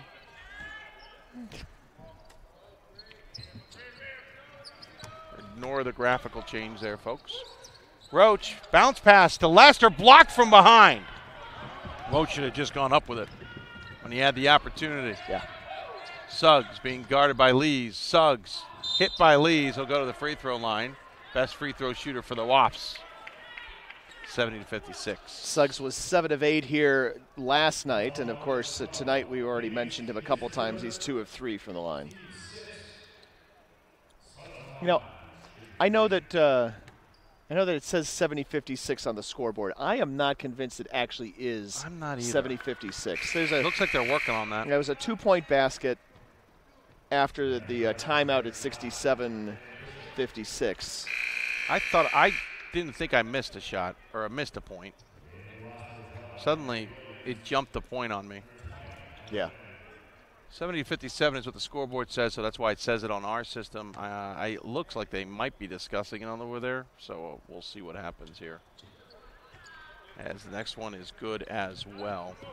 I have a feeling it's actually 69-58, but we will pay attention to this as they are clearly actually working on that, as I see a conversation between book and live stats taking place, though I don't see any changes. Well, they'll have to do that. They probably would do that at a dead ball, right? No shot is Bishop. I was just paying attention. Bishop with the chance there. They could change it now if they wanted to. I mean, it only needs an official to do it during a dead ball situation. Team 6 foul, so both teams will be shooting bonus. Bonuses the rest of the way. Inside, Roach finishes. Temporarily 72-58. Well, walked away, so I guess that's the score. Suggs being guarded by Christie. In trouble, and a triple team comes over. Now double. Fighting through it. Tries to go over the top, but College with a beautiful steal. Up ahead to Lester. With numbers if he can. Into the corner. Kick out. College changes his mind. Gives it to Roach. Now to Lester. Lester no look to Christie. Out to Roach. Now Roach is going to back off because he's getting harassed. And 10 seconds on the shot clock, and College will give it to the near side. Float from Lester to Christie. Christie can't handle it. Save from going out of bounds. Ball still loose. Finally collected. No shot clock violation as Emory and Henry picked up the ball. Felty up ahead. Kick out. Suggs for 3. No good. And ripped down by Lester was Wynn, which will send him to the 1-and-1. Apparently some fan didn't agree with that, but that was definitely the case. Yeah, it was a layup. They put 3 points up for this. It was a layup. So the discussion is still going on. 4:52 left. Wynn will take the free throws. Yeah, okay. I thought that was the same play I was thinking of. Yeah, I looked up at the board and saw the 70 and just assumed that we'd missed something. One more shot coming.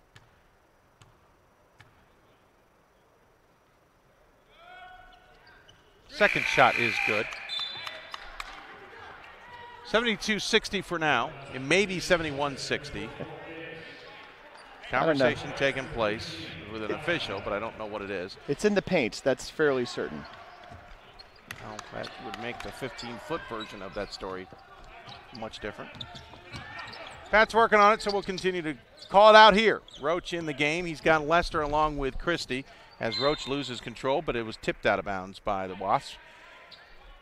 Basically, your starting lineup, except that Bishop is on the bench and Krosno is in his place. So Krosno, College, Roach, Christie, and Lester. Inbounds to College. Long 15-footer, no good. Here come the Wasps with numbers. Spencer feeds Davis, who couldn't get it to fall, but it'll stay Wasps possession. As it's Suggs along with Williams, Davis, Spencer, and Grant on the floor for Emory and Henry. And it's now been fixed. It is 71-60 with 4:28 remaining here. 71-60 is the score on the scoreboard now. Is spin move by Spencer is good. That will fall to make it 71-62. It's now a 9-point ball game. It is a full timeout by Emory and Henry. Will take it as well. The last 4:19 might be more interesting than they looked when we're at halftime. We'll take a break and talk it over. You're watching the D3Hoops.com Classic from Las Vegas. Back with more after this. Receive a non-athletic scholarship upon entering school. I got the presidential scholarship, which was huge for me. I think there's more opportunities for academic scholarships in Division III. I did receive academic scholarships. Just being involved on campus, being a leader, all those things combined kind of get me recognized. It's a great experience for me.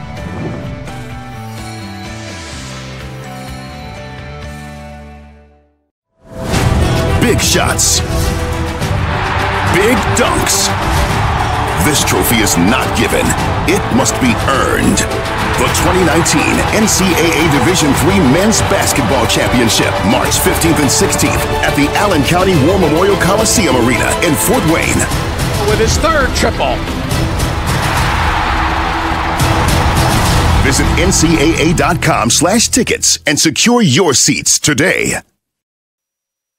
We don't control the timeouts, and the team who calls timeout decides to end their timeout early. You sometimes get it caught up, and we're already out of the break, and already 2 3-pointers have been made by Whitworth and now Emory and Henry. It's 74-65, 3:43 remaining here. Sometimes we'll have a crew that will hold the game for us. Yeah, we didn't. This time, that timeout, the ball's over here. That timeout, they came out early, and we were in commercial still. So. And whoops, gonna have to move the clock again. And we haven't had that issue this year, so a little bit different. And so we apologize for that, but we are back up and underway with 3:30 remaining, about coming up on 3:30 remaining in this contest. Drive in. Roach couldn't get it to fall. Here come the Wasps, who suddenly have confidence. That will count. Confidence in a basket. 74-67 with a chance to go to the free throw line to make this a 6-point ball game. Lees will check back in with 3:21 remaining. Yeah, so Roach maybe will take a seat. Maybe that point will be important. Yep, that point was finally adjudicated. Finally adjudicated also. Yes.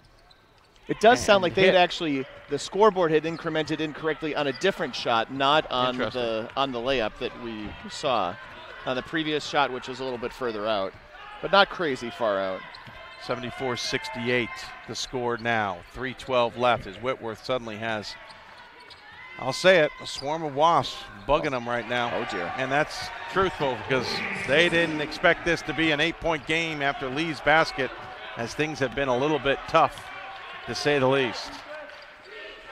9 of the last 17 from the floor for Emory and Henry, including 3 for 5 from beyond the arc. Suggs has possession. Spencer trying to set him a screen. He'll use it. Step back. Long three. Almost fell. That thing came darn close as it hit the side iron on the inside of that iron.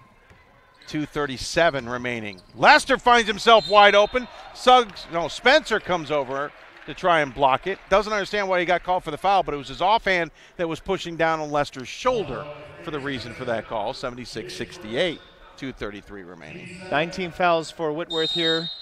Timeout called by Emory and Henry. 7 for Emory and Henry. It's a 30.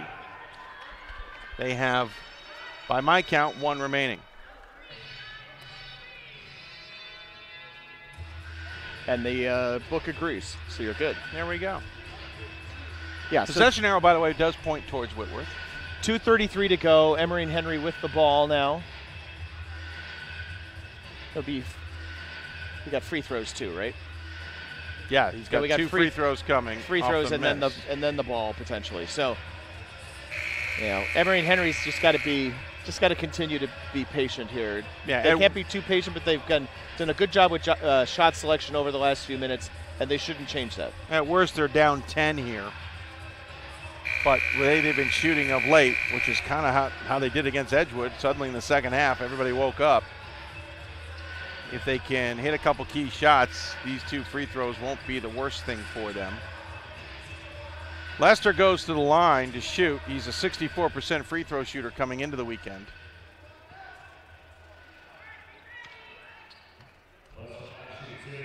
Got one to start.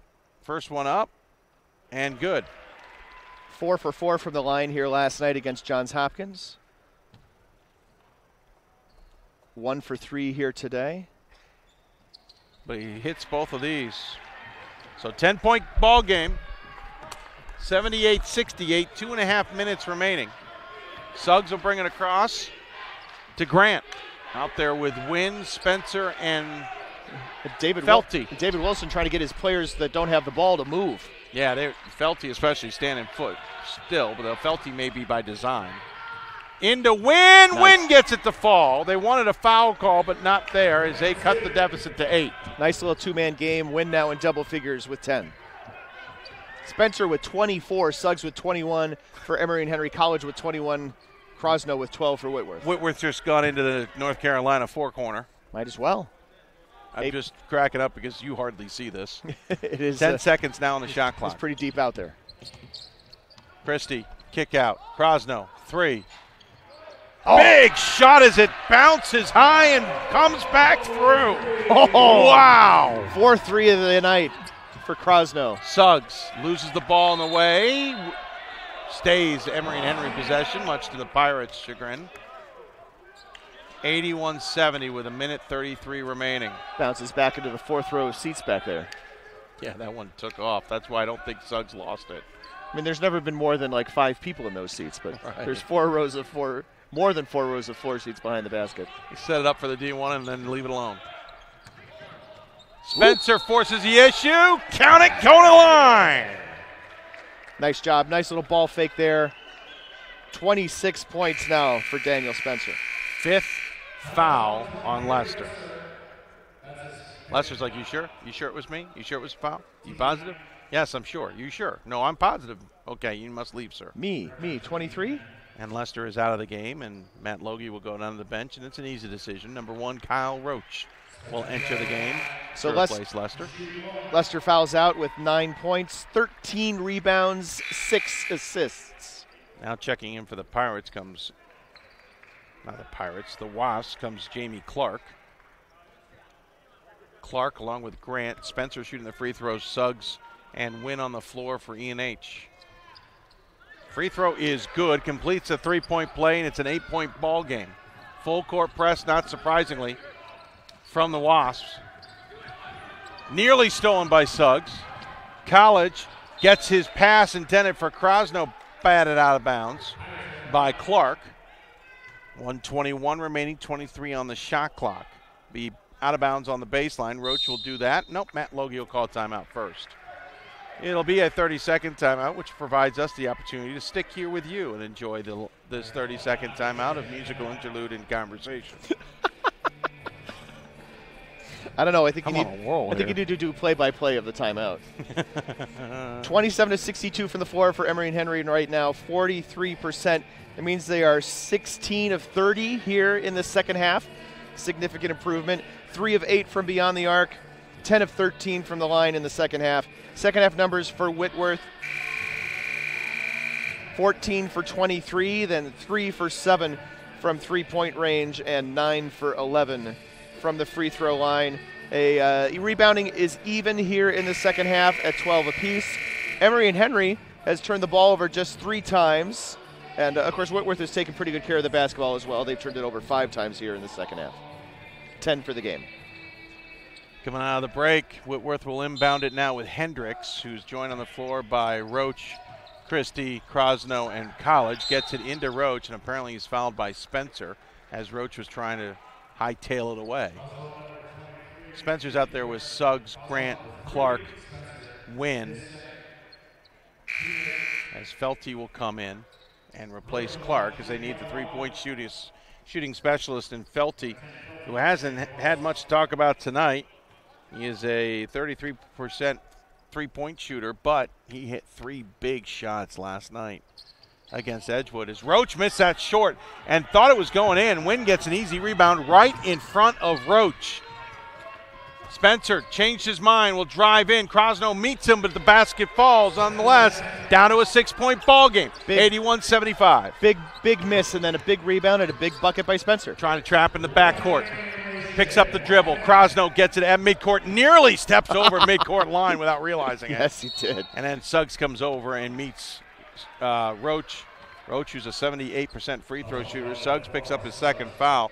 And Roach, who also just proved he can't hit the front end of the one-on-one every time. 53.7 seconds remaining.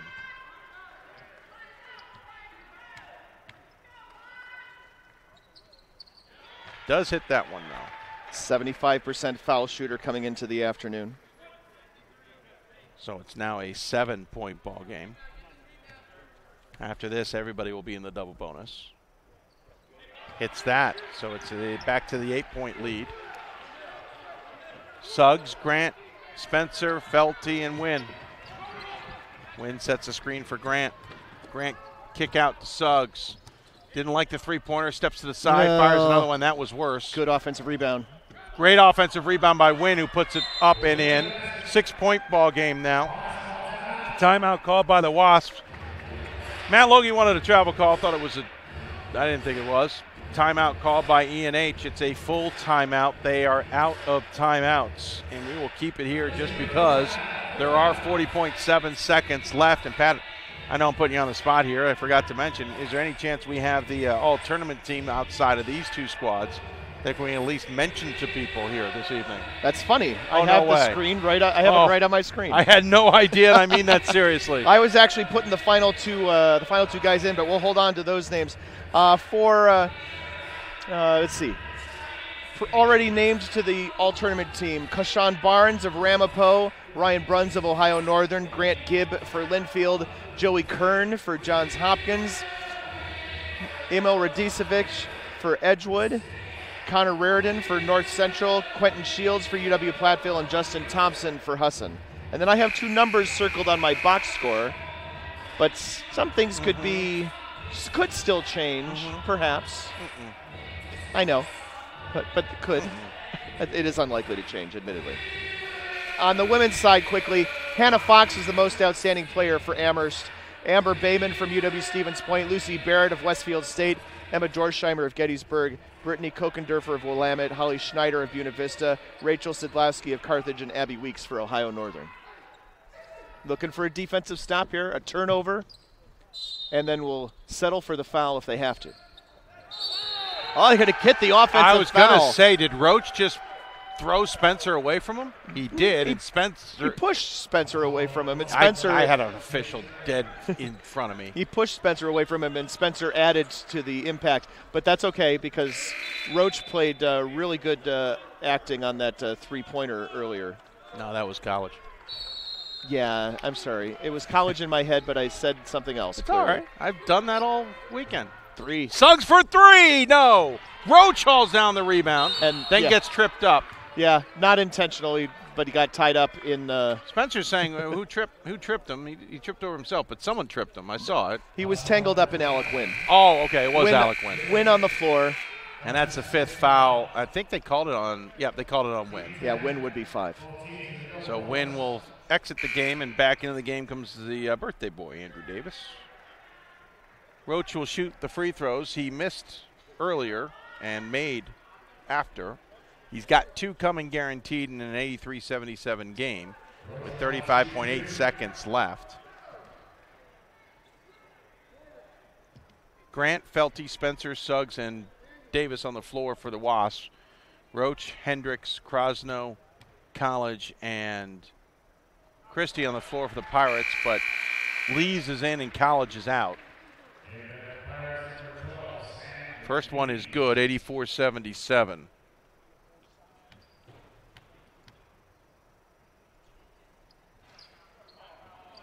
And the second one just finds a way to go through the hole.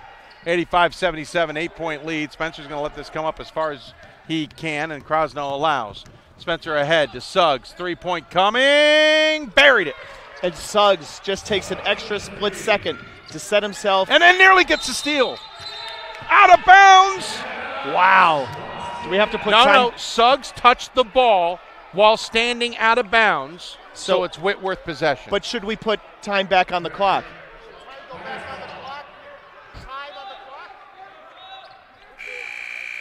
And back into the game comes College to replace Lees. 28.1 on the clock, 5-point ball game. Whitworth's got to inbounds the ball. Inbounds. Gets it to College.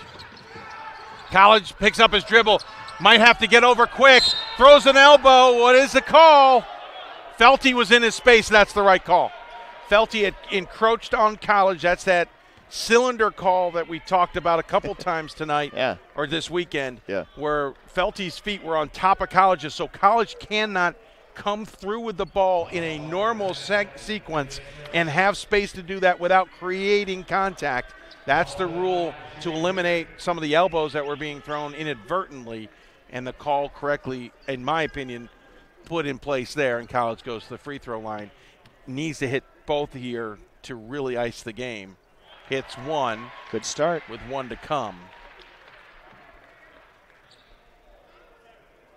College just having a great afternoon. 7 of 7 from the foul line. That makes it 8 for 8. He's got 23 points after hitting the tying three-pointer yesterday. Big game today. Long three, missed it. Tried to get a call, but Roach was standing still.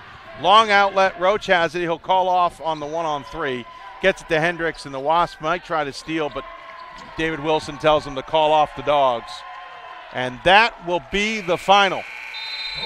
87-80, the final score here from Las Vegas, and the final game of the D3Hoops.com Classic ends up being a bit of a doozy as Whitworth holds on against the Wasps of Emory Henry, 87-80. Adding to the all-tournament team, the most outstanding player, Ben College for Whitworth, with an amazing weekend, especially here, adding Teron Suggs of Emory Henry to the all-tournament team as well. And I went over to go hand that information to the appropriate person. I'm pretty sure he knew. At Sport Tours International, but there's nobody over there. I'm pretty sure he did. I would assume, but I can't assume because I just announced it, so I have to make sure it actually gets put into place. So Whitworth comes out of here, I'm not going to say luckily 2-0, but they come out of here 2-0 with one game that was hard fought from start to finish, and another that was a little closer in the end than they expected. But again, 2 games in a row that Emory and Henry finds their range, finds their shot, figures things out at the end of the contest. In the final 7 or 8 final minutes. 10 minutes of the game. Yeah. If they can fix that and come out of games stronger or start games stronger, they will be a very dangerous team in the long run. Indeed. So you can find the entire D3Hoops.com Classic team right here at the link that I've just posted into the chat on YouTube. And I've handed off the salient information to our tournament director. So now it's super official, and I will tweet it as well. Great tournament and a great final game, and a game that at times, of course, I think it was as many as 19 points in favor of Whitworth. Emory and Henry comes back, makes it a contest, and I think sets itself up a little bit of momentum going forward. I just realized I didn't have the final stats in front of me. Thought I did. Yeah, get you 1 second here. I'm tweeting out the all-tournament team. By the way, while I got a chance and we have a viewing public, I just want to shout out to Emmanuel's head coach, Andy Yosinoff. Yeah. He is now the all-time winningest coach in Division III women's basketball, surpassing Mike Strong of Scranton with a win yesterday against Ramapo down in Florida. Today. Today. Sorry, the times have all blurred together. Day 4. On day bravo 4. to him, to say the least. Very impressive. Look forward to talking to him, maybe on the first Hoopsville of the season, of the new part of the season. As we return. Whitworth did lead by as many as 19 with about 2.5 minutes into the second half. Yeah. So Emory and Henry will fall to 9-4. Shot 30 of 64 from the floor at 44.1%, including, as we alluded to, a very good second half at 52.8%. They finished 7 for 24 from beyond the arc at 29.2%. They were 4 of 12 in the second half, which was only 1 shot better than the first half. They were 3 of 12, 4 of 12. Free throw line, they left a lot of points there. 8 points in totality, 13 of 21 from the floor at 61.9%. Though they were 10 of 3 in the second half. Their leading scorer, they had 3 players in double figures, 2 with more than 20 points. Daniel Spencer on 29 points on 11 of 22 shooting. having a night that he didn't have yesterday. Yeah. 3 of 7 from beyond the arc, 4 of 6 from the free throw line, 12 rebounds for the double-double, along with 3 assists and a steal. Theron Suggs, 24 points on 9 of 21 shooting, 2 for 10 from beyond the arc. Not as good from beyond the arc as he had been yesterday. 4 of 5 from the free throw line, 4 rebounds with 6 assists and a turnover. 12 points for Alec Wynn. They can't really read it that well. I know. Alec Wynn, 5 of 11 shooting, 2 for 4. You're showing Whitworth and not. There we go. Don't. Alec Wynn, 5 of 11 shooting, 2 for 4 from beyond the arc, 9 rebounds and 12 points. He was a rebound away from a double-double. 7 points for Jarris Hendricks, 6 for Jordan Grant, 2 for Dylan Felty. Playing but not scoring, Jamie Clark, Anthony Williams, Jacob Martin, Andrew Davis. Williams and Davis, the only ones who took shots. For Whitworth, they shot 29 of 51 from the floor, 57% for the game, including 14 of 23 at 61% in the second half. 9 of 20 from the three-point line at 45%, 20 of 23 from the free throw line. In other words, they hit the shots and made the free throws they needed to in this contest. They were led by 4 players in double figures, including Ben College's 23 points and 6 of 12 shooting, 3 of 6 from beyond the arc, and 8 for 8 from the free throw line, including the 2 that basically put this game away with an assist and a steal. 15 points for Kevin Krosno on 5 of 7 shooting, 4 for 6 from beyond the arc, 1 for 1 from the free throw line. He also had 3 rebounds. 11 points for Jared Christie on 3 of 5 shooting, 4 for 4 from the free throw line. And 10 points for Ben Bishop on 5 of 7 shooting. Quiet 10 points for Ben Bishop. He had 2 rebounds. And Jordan Lester finished a point away from a double-double. He had 9 points and 13 rebounds, though all of those rebounds were defensive. He also had 6 assists. We should point out Roach and Christie also had 5 each for Whitworth. Points in the paint, Emory and Henry over Whitworth 34-28. Points off turnovers, Emory and Henry over Whitworth 19-4.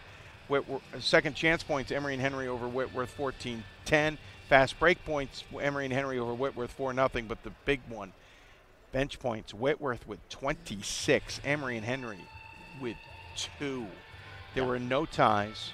There were no lead changes. Whitworth led by as many as you said, 19 early in the second half. They led for almost the entirety of the game. It was tied early at 0-0 for a minute and 6 seconds as Whitworth now improves to 10-1. Well, good game for either side.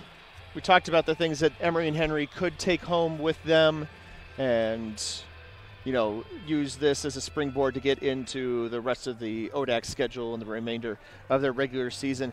Whitworth, they got some challenges here, and one of which we all expected, one of which maybe was a little bit unexpected, so they will certainly get a chance to go look and break down the video on this and figure out what they want to do differently as they get back into Northwest Conference play coming up at this next weekend. Yeah, they'll get right into it. They're going to have some challenges, not only from Whitman, but also Linfield. Even George Fox may make things interesting this year. And Emory and Henry, as we mentioned, the ODAC will be a challenge this season. That will wrap it up for us from the 9th annual D3Hoops.com Classic. 18 games up, 18 games down. We have wrapped it up. For Ira Thor and Pat Coleman, I want to thank you for tuning in. I want to thank our broadcast partners in Blue Frame Production Truck Software, who helped us put this game together with their software technologies.